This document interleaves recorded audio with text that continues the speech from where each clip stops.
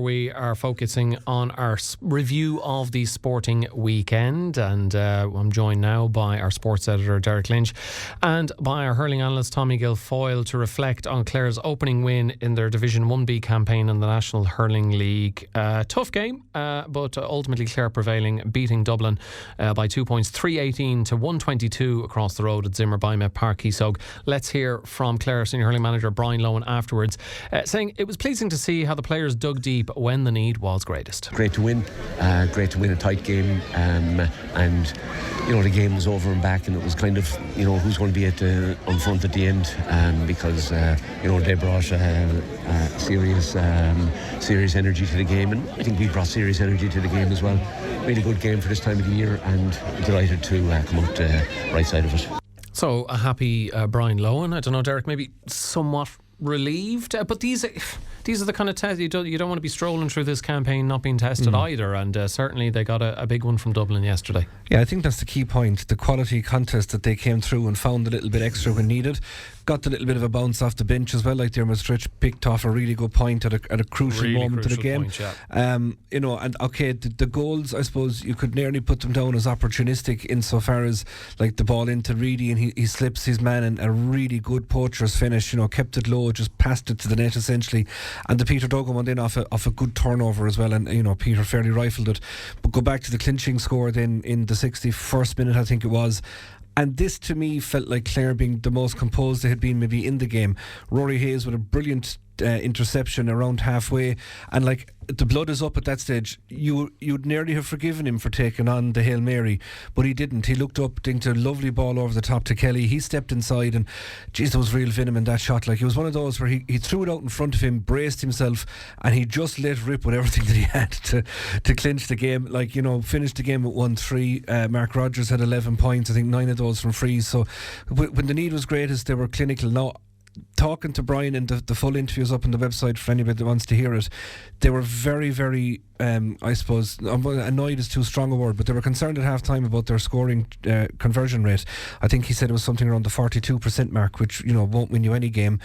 Second half was 70 odd, which is the metric you want to be hitting. Yeah. But he was more interested, as he would be, because this is what he loved doing himself, in the tackle count, the turnovers, the hooks, the blocks, that kind of a stat. And he said there's a particular metric that if they hit it, they know they're going to win a game, and that was up. The work rate was there, the effort was there, the radar was just slightly off. But it's January, cold day, nice day, but cold at the same time. So you get that right. Like, you cut those wides in half. I think there was something like 12 maybe for finish, something around that.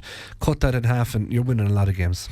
Yeah, Tommy, just to bring you in. I mean, look, ultimately, Clare winning and hitting the metrics that they would like to hit. But midway through the first half, Dublin 7 points to 3 up. Clare pretty lethargic in getting going. It took them a little while to wake up, which I'm sure all Clare fans are glad they ultimately did. But is that just to be expected in the opening really first proper competitive game of the season? No disrespect to the Munster Hurling League.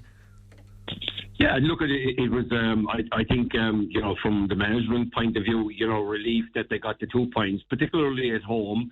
I agree with you, Alan. I thought the first half we were off it. I thought Dublin, bossed the game, particularly around that middle third. Clare just lacked physicality and lacked intensity, but Dublin came, to win the game. And we spoke about this kind of before the game, maybe off air. I thought it was a mismatch in relation to how the bookies had the game. Clare 2-9, Dublin 7-2, to win the game. I thought that was an insult to Dublin. I thought this was going to be Clare's probably toughest game in this division, and I think they'll be happy to get the 2 points. But the conversion rate in the first half, I think we had something like 8 wides and the tackle count. But in the second half, I think that was up. And then probably that's to be expected, while there's a lot of emphasis on SNC at this time of the year, real match fitness and first touch and knowing what you're at. I thought was way up in the second half. But let's not forget, Eibhear Quilligan made 3 brilliant saves, 1 from a penalty and 2 from shots that looked like they were destined for the net. So I think Brian will be happy with the win, But the overall, I think when they sit back and review, lots of room for improvement. But then again, it's January.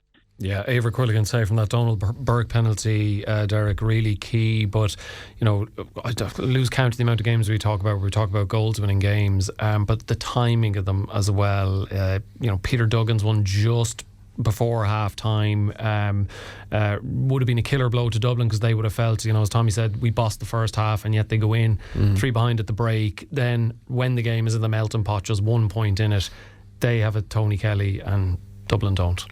Yeah, well, do you know what? I think Dublin have a superstar in the making in Brian Hayes. I thought he was exceptional yesterday. Like, he finished at 1-3 from midfield. His goal was really good. He had pace to burn. So I think if they get him into more games, and yeah, that's what you're in the making. But like, and the here and now, when a game is in the melting pot, when you need a talisman. I suppose in Dublin aren't the only one who will say we don't have someone of the stature of Tony Kelly. No. He's from Ballyea, thanks be to God. And you know, but look, it's not today or yesterday that started. But that's what I mean. I thought when you watch back a replay of the goal and just watch the mechanics by which he finished it, it just had that I'm going to take this by the scruff of the neck kind of look about it, you know. And he really stormed into the game. But again, go back, it was a brilliant dink over the top from Rory Hayes to find him. So it was a very, very cohesive, clear attack. And as I say, stepped inside, finished off his right. But he's going to lead this team. He usually does. Like, and Peter Duggan up front again at 14, he was a real good outlet. Shane Meehan worked hard. Mark Rogers, as I say, was very good in his frees. And you know, Conor Cleary at the back. Dermot Ryan is growing into the 6th role. So there's lots of positivity. And you know, then you look into the Corley yesterday, and there's Shane O'Donnell sitting with the squad. He's to come back into it eventually. So lots for Clare to build on. But like, this gives them a great platform now. But you know, next weekend we're facing up. The narrative machine hypes up. Facing up a fairly long road now to Dunley at the moment. Whether that changes over the course of the week, I'm not quite sure. But that's going to be some jaunt. And I suppose, given the context of the loss and the manner of the loss that Wexford inflicted on Antrim on Saturday evening, there's going to be another bit of a stick for Davy to beat the lads with. And just on that, and if I can, like, I thought there was a lot of unfair stuff over the weekend about Davy. You know, this video came out of his reaction after the game, but like, if you're 2 points up at the 7th minute of injury time and a free gets moved up to the 21 and the opposition bury it, you're going to be sick to your stomach. Of course, like, you are. If you're not, I just think you know, there's lots of other things we could be critical of, but I just thought that was quite unfair just to throw that in there, to be honest. So you know, you'd be like that yourself if you're involved in a team. But no better man to harness that for this week. I suppose that's the prism the Clare need to look at it through. They're coming up to the Glens now on Sunday afternoon at 1 o'clock, so it's an early start out from Clare if you're not staying the night before, and he'll have them well ready. Now, they'll be down Jared Walsh, who's a really good defender for them. He got a straight red card at the weekend, so that's a massive blow for them. And I suppose the conundrum now from Brian's point of view is, does he look at training Tuesday night, see if a fella's grimacing a little bit with a small bit of a sore muscle or whatever, and how much do you risk the mix and balance of that team? So that's management's challenge now for this week, I would suggest. A text in here from a listener on 086 1800 964 saying, good win yesterday, the banner beats the big smoke. And Tommy, does this look like, obviously there's still a lot of hurling to be played, but you wouldn't be at all surprised if this is the 1B final? Yeah, I suppose, look at looking at it now, the fact that you know, that Clare have beaten Dublin now, and I think I was listening to Niall O'Callaghan after and said, you know, every game now is a knockout for them because they do want to get back into that final.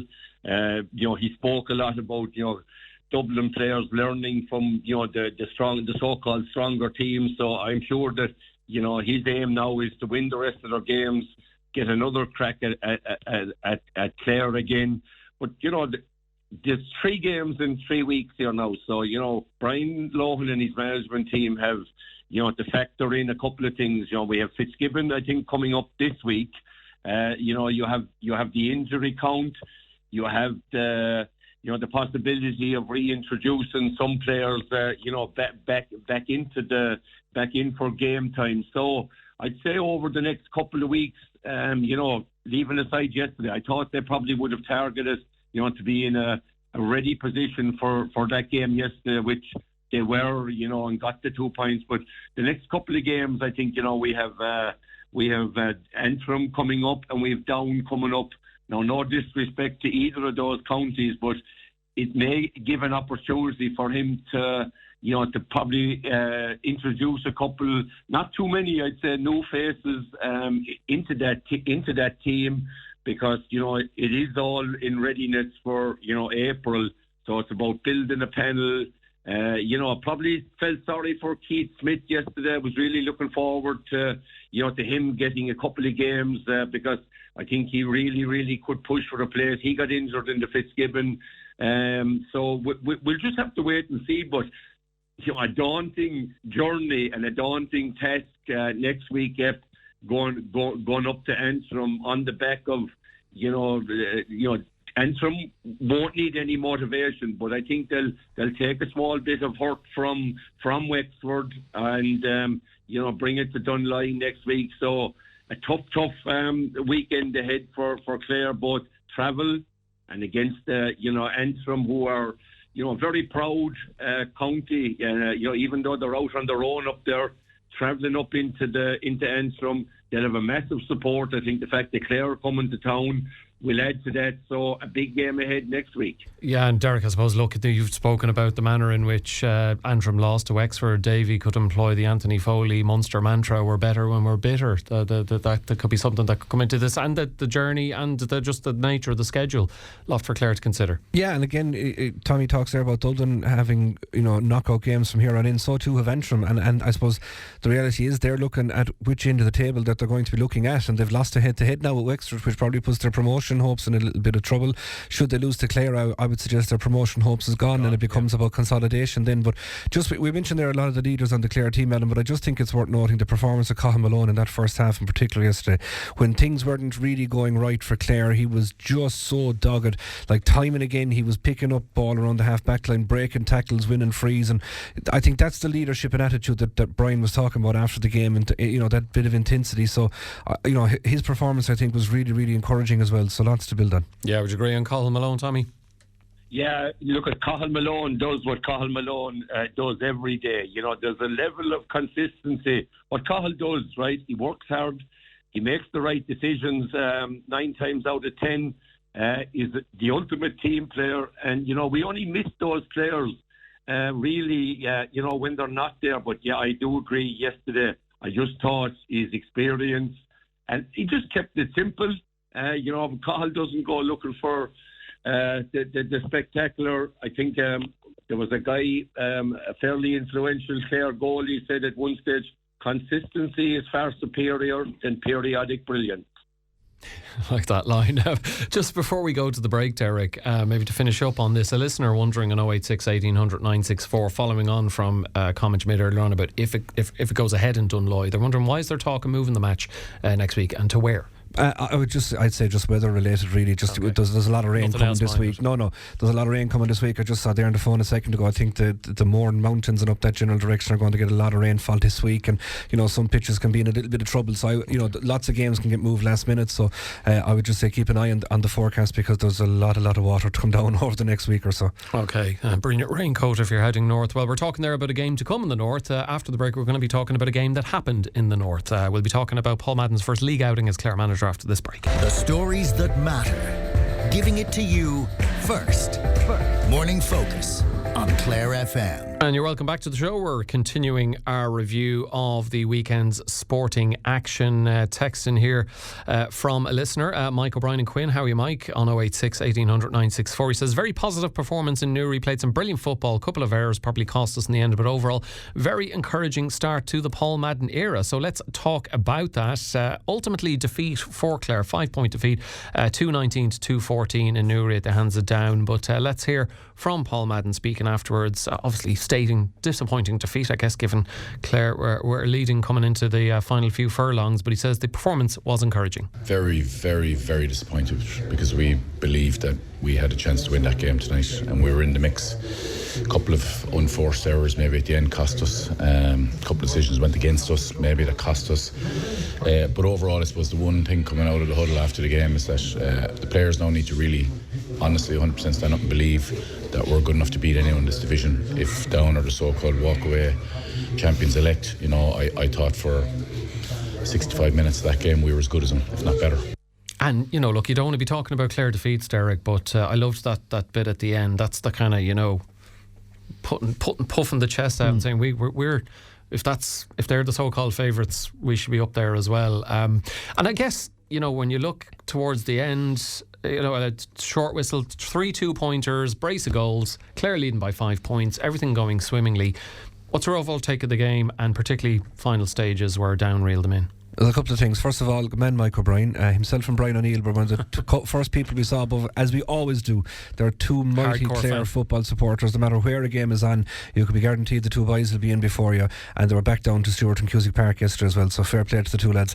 And also, I think, to be honest, and the rest of this slot is totally kind of invalid, really, because Paul Madden has summed up that game better than any of the rest of us ever could. Clare were by far... they were the better team for stages. They were certainly on a par for even more stages, and just ultimately Down punished Clare on a poor turnover that led to a breakaway goal for Oran Murdoch, which ultimately clinched it, and that's what it kind of boils down to. But he's dead right, and even ourselves coming away, we're kind of walking out the gates of Páirc Esler going, the banner, it was that kind of, it was a brilliant message to deliver, and we could actually see him, like, he does this thing after games, the huddle forms with the team and squad and management, and Paul is going around the middle of it, and he's kind of given the oration, and you could tell that was the message that was being delivered, that look at this, we're good enough. Down beat Clare by 17 points in Páirc Chíosóg last year. Now we were crying that we conceded a late goal to lose to them. So I thought in every aspect of our play there was a huge improvement. A couple of times, handling let us down, but it was a really, really poor weather-wise even. Dreadful conditions, wasn't it? It wasn't even a downpour. It was just, when you look out at a game under floodlights and you can actually see the sheeting mist passing. Yeah. Like, you'd prefer a downpour that goes away again after 10 minutes, but this was just constant all night. So it made underfoot conditions difficult. It made handling very difficult, and I suppose once or twice Down were able to punish us, but the goal from Murdoch was a fantastic finish. Like, he stormed up the field and kept it low, put it across Stephen Ryan's body, so really, really good finish. But Clare will be disappointed with the goal that we conceded just after half time. Stephen Ryan attempted to save a point, which, he's I think he's 8'6". He'll do that. The ball just kind of slipped off the fingertips, hit the post, fell down, and the Down man was there to put it into the back of the net. But Clare lost Mark McInerney. We found out after he'd been kind of ill during the week, so it wasn't an injury. Thankfully he'll be okay for next week. And his presence was lost. Quillan O'Dea did well when he came in. I thought Dermot Coughlin was excellent. There's people sitting at home now saying, of course, he'll mention the two Kilmurray lads, but they were very, very good.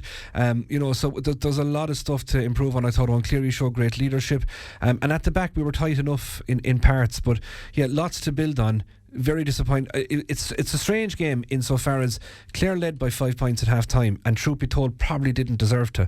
Clare lost by 5 points at the end and probably didn't deserve to, so a strange game to look at in that sense, but a lot of positives to take from it. Let's bring in Derek Dormer, who joins us now. Derek, disappointment for Clare, but a lot to take out of it. Mark McInerney looking good, 1-3 before he had to come off. God knows what would happen if he'd stayed on the pitch. Conditions didn't exactly lend themselves to a free-flowing game, albeit entertaining game and plenty of scores. Yeah, Alan, and look, similar to Derek there, I left Páirc Esler with a spring in my step, to be honest. And I wouldn't be an apologist for Clare football. I've been highly critical of them when the need must. I do, I've spoken about Talton Cups and so on and so forth. But yesterday, just even in the warm-up, I just saw a fitter, stronger looking Clare team than I've seen in several years. The conditioning, even in this short frame of 2 months, certainly has improved, and you could see it when they're in the jersey. Clare looked like a proper senior football championship side under Paul Madden, and I just can't wait for the journey to continue down or further down the road than us. They've won a Talton Cup, they've reached the All-Ireland knockout stages, they've won games in the Sam Maguire and all that. But we went toe-to-toe with them. We produced some serious passages of football, and we could physically and fitness-wise match down. There's still work to do. I do feel we tired in the closing minutes, but give Paul Madden more time. And you just got to be excited about Clare football. A Clare man at the helm, desire, passion, and overall commitment and effort. You couldn't but be a proud Clare man leaving Páirc Esler, and I wouldn't be for moral victories. I'd be like Ry Keane, you got to win. But I feel in Paul Madden will win, and will win a lot of games, Alan. And Derrick, Lynch, I suppose it's helpful that there's another game coming up at the weekend that they can, respond that you don't want to be waiting around a fortnight for your next game, especially when you've lost, when you feel you shouldn't have, and that the performance you put in, you haven't got the results you deserve from it. Westmeath present a different challenge. They got a narrow win against Sligo by 0.214 to 116, but Clare will have home advantage, so they'll be hoping for better conditions, and I'm sure hopefully a decent crowd buoyed up by what they saw from Paul Madden's open league encounter, and there's plenty to look forward to this Sunday. Yeah, I think if the round one results in Division 3 are an indicator of how the division in its totality will go, well then we're in for some rollercoaster ride, because as you mentioned, Westmeath kicked late points to beat Sligo, Laois and Limerick drew, and then Wexford, up from Division 4, went to Brewster Park and beat Fermanagh. Could this be a lot of teams who could kind of potentially take scalps off each other? That's the thing. So I think from a Clare point of view, what we need really is down to win all the rest of their games, get their 7 wins up, and let everybody else then kind of take the points off each other and see how things end up in the mix then. But one thing I think Clare will have to work on this week is just, I thought at times, particularly in the first half, the centre of our defence was too open. The down forwards were dragging our central players left and right and leaving big gaps in the middle for the runners to come through, and we conceded a lot of scores there. Caleb Doherty, our centre forward, he kicked 3 points from play in the first half, and all of them were very, very similar in their scoring creation, so that's just a little thing to watch out on. I thought we held Pat Havern fairly okay. He's their main man. He kicked 6 points altogether, 3 from play and 3 from frees, but again, that's just a small little work on. I think if Clare can, and I think Killian Ryan coming back into the team, like he's team captain for a reason this year. I think if he sits at 6, he's probably more naturally suited to that position. He'll be able to read the defence that little bit better. So if we can just lock that down, I think that's certainly something to work on, but really go on target Westmeath now. And in a lot of ways, it sounds strange to say it, the result on Saturday night probably didn't matter one way or the other, because you still had to come and beat Westmeath anyway. If you had beaten down and lost to Westmeath, or vice versa as the case will hopefully be, you were still going to be sitting on your 2 points. So I think they just have to cut the shackles of Newry and totally focus now on next Sunday. Yeah, and Derek Dormer, the work-ons that Derek Lynch has highlighted, you'd be amazed if Paul Madden hasn't addressed that by Sunday. Oh, absolutely. And look at Westmeath are coming to town, and I don't have a line now as quality for you as Tommy Guilfoyle had in the Hurling, but revenge is a dish best served cold, Alan, and we owe Westmeath, because 2 years ago they denied us promotion with a goal that should have stood Cormac Murray above in Westmeath, and you have to put that memory in as a player, store it in the back of your mind, and when you emerge onto the grass of Páirc this weekend, just go, hang on a minute, you deprived us of a promotion 2 years ago. This is a massive game for Clare, a massive game for Paul Madden, and I hope the footballing fraternity, and I have no doubt they will fill up Páirc next Sunday and get us that 2 points, get us off the mark. And promotion is, for me, it isn't overally crucial. It's more along the development, but we would still like to test ourselves against Division 2 next year. So big game this weekend, and I'm sure Paul Madden will have them all focused. Yeah, no doubt about that. And look, on Friday's show we'll have plenty to look ahead to in terms of the Westmeath and Antrim games. Derek Lynch, anything else you want to touch on from the weekend? Yeah, Derek Dormer had a lovely weekend away. He finished in Newry on Saturday night, and he went and stayed above an Antrim, and then he continued on there to the ladies' football game yesterday. Derek, I know we got your report there at half time in the hurling game yesterday, but on reflection and having spoken to Graham Shine and all the rest of it, poor defeat for Clare, a heavy scoreline that could hurt them because the score difference might come into play in the league before things are finished up. Just how costly did he feel it was? Yeah, look, it was a bad day, and I've been critical of Graham Shine. I was last year as well, but I had to feel for him, like I really did. I mean, he lost so many players last year, and he built a new side, and they performed in the championship, and again this year. And for me, I could be wrong here, but I think it's the first time in the history of Clare LGFA that a Clare team went out the field without a representative from the county champions. That can't help Graham Shine, and questions need to be asked about that. The players gave everything on the field. You couldn't fault their application. They're very young.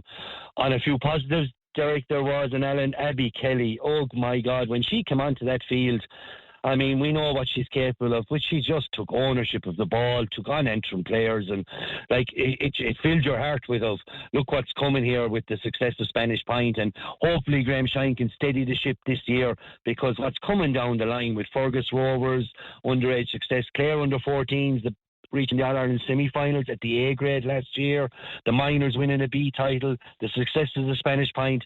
The future for Clare LGFA is really, really bright, but the here and now questions need to be answered. No representative from the county champions. It's a kind of a strange one, Derek, Lynch and Alan. Yeah, a bit of a strange one. All right, gents, the two Derricks, thank you very much to both of you. Sounds like a comedy duo, doesn't it? I wish we made as much money as the other two. In time. St. Pairc yet, don't worry. All right. Well, thanks to Derricks, Lynch and Dormer.